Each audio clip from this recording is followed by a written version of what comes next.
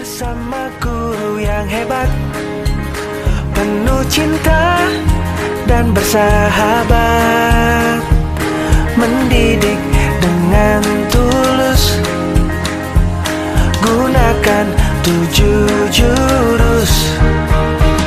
Kenali potensi, kelola emosi, tumbuhkan resiliensi. Assalamualaikum warahmatullahi wabarakatuh. Waalaikumsalam warahmatullahi wabarakatuh. Jadi pada hari ini saya akan berbagi praktik baik sama seperti yang disampaikan Bu Penny tadi, karena ini merupakan salah satu dari 4 tugas yang harus kita laksanakan. Kita harus berbagi praktik baik yang nantinya kita akan menyampaikan implementasi dari 2 jurus yang sudah kita terapkan kepada anak-anak di kelas. Sama semuanya kita pakai klasikal karena untuk cari yang lebih mudah ya, sebenarnya. Kalau kita mau terapkan yang lainnya juga bisa sebenarnya, karena kita juga ada waktu dan lain sebagainya. Ada 7 jurus yang bisa kita terapkan, apalagi untuk teman-teman yang di BK, nanti untuk di kelasnya atau pada saat layanan nanti bisa kita terapkan. Dalam 7 jurus atau pada metode BK di kelas klasikal, kita biasanya kenal dengan AK. Kalau di Bapak Ibu guru mapel ada yang namanya deep learning, ya, kalau tidak salah seperti itu, atau pembelajaran mendalam. Sebenarnya kurang lebih sama seperti ini. Ya, ada aktivitas di awal, terus kemudian anak-anak kita suruh untuk merefleksikan apa aktivitas yang sudah kita laksanakan.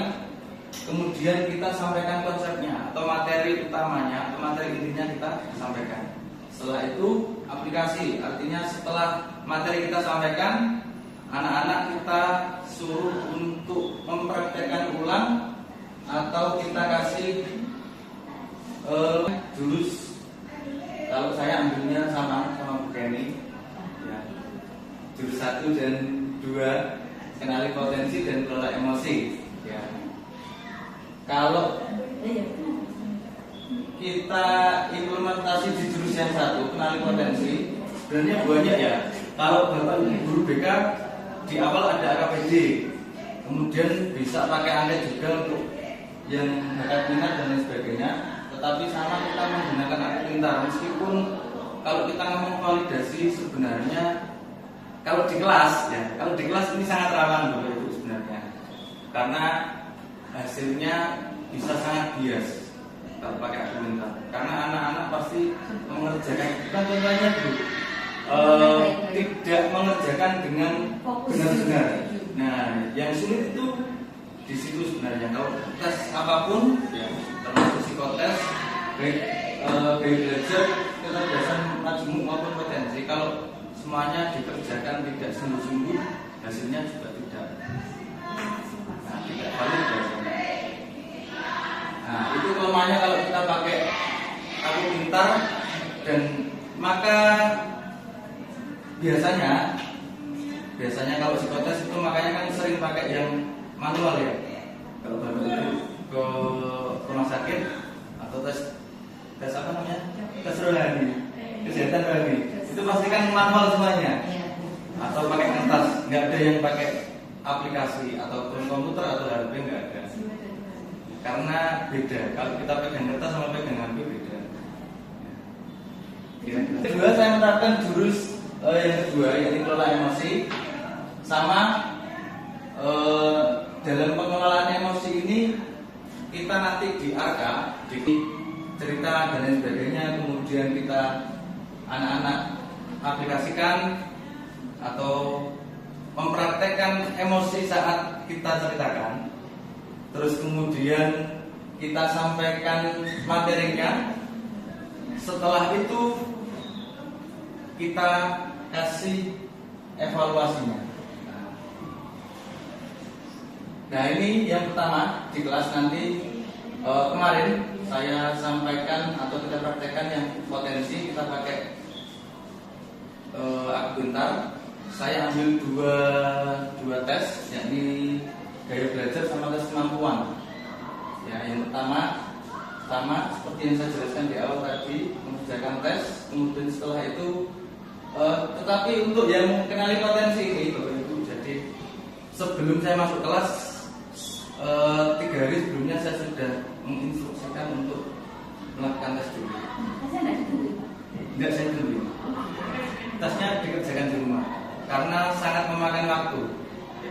Untuk tes yang gaya belajar, untuk yang tes kemampuannya di kelas kita laksanakan di kelas. Karena memang agak sedikit tes kemampuan daripada tes gaya belajar. Ya. Kemudian yang selanjutnya refleksi. Jadi anak-anak kita kelompokkan, yang tes gaya belajarnya sama, kita buat satu kelompok, terus kami kelompokkan, kemudian presentasi masing-masing, presentasinya sesuai dengan gaya belajarnya mereka. Terus kemudian kita sampaikan materinya terkait dengan kenali potensi ini. Setelah itu anak-anak kita kasih jurnal tugas untuk dikerjakan di bukunya terkait dengan penerapan gaya belajar yang sudah dihasilkan dari tesnya tadi. Nah, tampilannya kurang lebih seperti ini, semuanya sama. Saya menyampaikan cerita ke anak-anak kurang lebih sama semuanya karena kita implementasi dari praktek di Malang ya. Kita implementasikan di kelas. Kemudian anak-anak itu apa yang dirasakan direfleksikan pada suatu benda. Ya. Kalau kemarin kami menggunakan kertas, ada yang sampai dibanting, ada yang sampai dirobek-robek dan lain sebagainya. Jadi berarti emosinya itu sangat emosi negatifnya itu sangat tinggi berarti. Kemudian kita sampaikan setelah refleksi itu kita sampaikan materinya, konsepnya. Jadi pengelola emosi, bagaimana jenis-jenis emosi dan bagaimana cara kita mengendalikan emosi. Kemudian setelah itu aplikasinya kita membuat jurnal. Jurnal itu yang pertama kita kasih langsung selama 7 hari ke depan untuk mengelola emosi anak-anak itu. Jadi apa yang dirasakan dari mulai pagi sampai mau tidur itu ditulis di jurnal. Kemudian terserah sekreatif mungkin, ada yang ngasih emot, ada yang dikasih sticky note dan lain sebagainya. Terus kemudian di jurnal di kolom yang terakhir kita kasih untuk bagaimana untuk mengelola atau mengendalikan emosi anak-anak. Setiap hari seperti itu. Kemudian waktu saya masuk di kelas akan kita cek dan apakah sudah pas atau belum kira-kira. Nah, gambarannya seperti itu Bapak Ibu untuk 2 jurus yang sudah kami terapkan atau sudah saya terapkan di kelas. Masih ada 5 jurus yang mungkin belum tersampaikan pada Bapak Ibu guru dan anak-anak. Kalau mungkin di luar forum ini kita nanti juga bisa diskusi. Mungkin ada yang ditanyakan? Ya. Nggak ada? Ya, ada. Sekian. Cukup? Cukup. Oke, terima kasih. Dari awal sampai akhir, kalau ada salah saya mohon maaf. Assalamualaikum warahmatullahi wabarakatuh. Waalaikumsalam. 7 jurus yang akan